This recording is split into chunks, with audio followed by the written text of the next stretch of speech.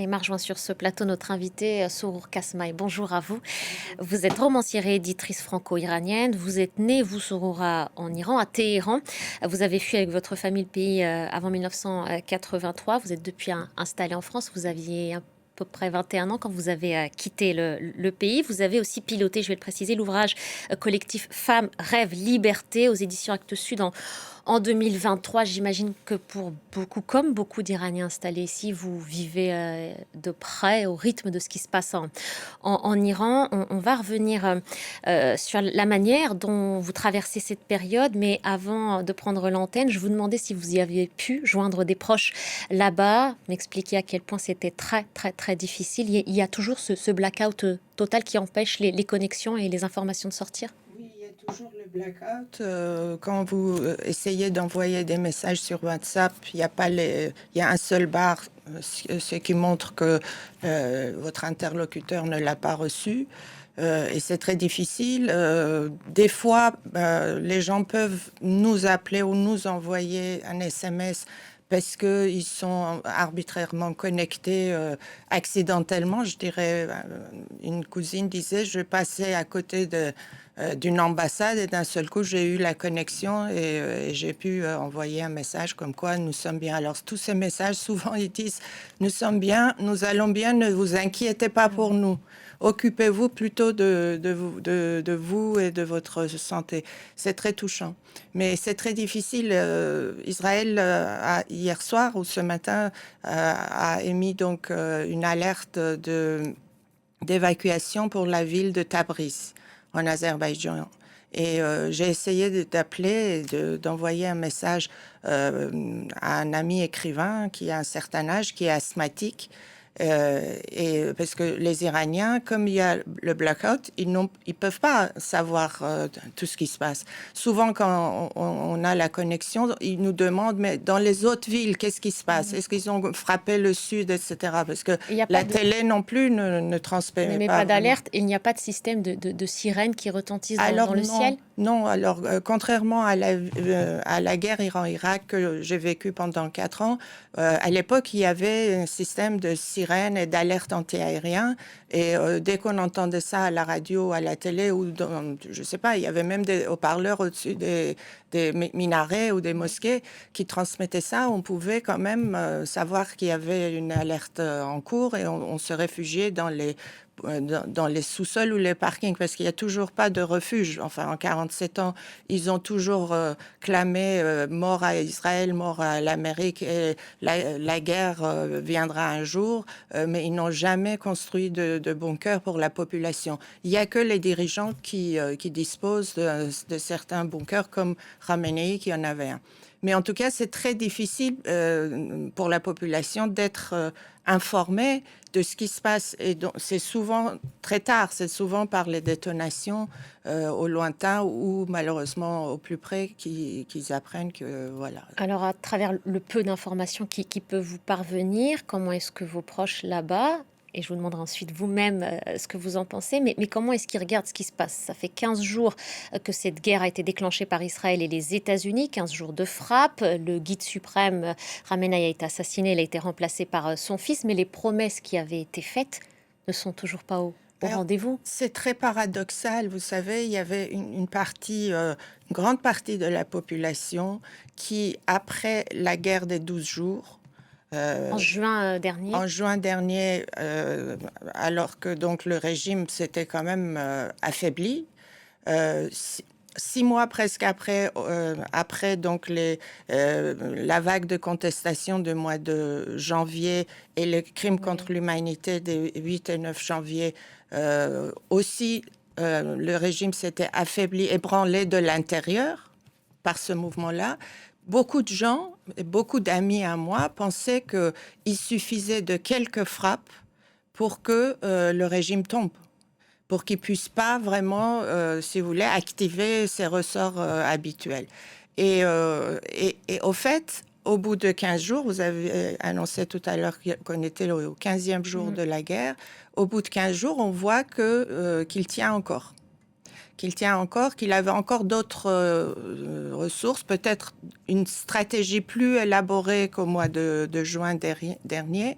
Et donc, c'est très paradoxal parce qu'il y avait un espoir. Beaucoup de gens espéraient que ces frappes allaient donc régler si vous voulez, le problème, que pouvait affaiblir le régime au point que eux, ils puissent ressortir dans la rue, parce que ils sont manus, ils sont pas armés et très peu organisés, si vous voulez. Ils espéraient vraiment être libérés. C'est le mot qui... Vous savez, c'était un espoir vraiment palpable dans une grande partie, je dirais, de la population. Il y avait toujours une autre partie qui était très sceptique par rapport à une guerre étrangère pour la libération du pays. Mais je pense que l'état de désespoir et de choc de ce crime contre l'humanité était tel qu'on s'était mis vraiment à rêver à une solution plus facile et qui viendrait de l'étranger. Et j'ai l'impression, je le généralise pas, mais j'ai l'impression que beaucoup de mes contacts qui, il y a encore une semaine, disaient c'est la fin, etc., là, sont beaucoup plus réservés. Réservés ou déçus? Alors, il n'exprime pas encore la déception, mais je trouve qu'il n'y a plus l'enthousiasme qu'il y avait encore quelques jours. Parce que vous savez, les frappes sont très intenses, la détonation est terrifiante. J'ai une cousine qui me disait que sa petite fille, depuis la dernière fois où elle s'est réveillée pendant la nuit avec une forte détonation, elle s'est arrêtée de parler. C'est une fillette de 7-8 ans. Elle ne parle plus. Voilà, elle est tellement choquée qu'elle ne parle plus. Et donc, ça s'accumule. Ou par exemple, les frappes qu'on a connues il y a quelques jours sur les dépôts de carburant. Qui ont d'ailleurs pollué l'air à Téhéran. Alors, il était irrespirable. Voilà, ça peut rester... les conséquences de telles frappes, ça peut rester pendant des années et des années. Ça peut provoquer vraiment un état d'urgence sanitaire, des lésions cutanées, des problèmes pulmonaires, etc. Surtout que déjà Téhéran était une des villes les plus polluées au monde et les gens en souffraient beaucoup. Alors là, avec la pluie pluie noire sur Téhéran, c'était vraiment terrifiant.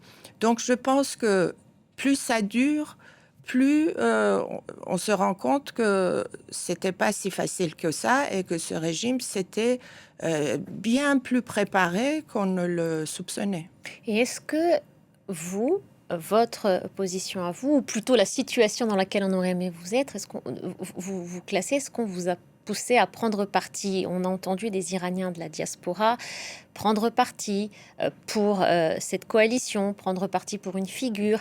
Est-ce que ça, c'est aussi quelque chose que vous qualifieriez d'une pression qui est aussi mise sur vos épaules en vous disant, bah en fait, il faut soit soutenir ce qui est en train de se passer parce que peut-être que la liberté arrivera, soit choisir de soutenir tel camp. Est-ce que ça, c'est quelque chose de très fort avec lequel vous vivez depuis plusieurs jours? Vous savez, non, moi je me laisse pas trop impressionner par les pressions parce que c'est peut-être mon âge ou mon expérience, parce que j'ai vu j'ai eu d'autres étapes avec ce régime.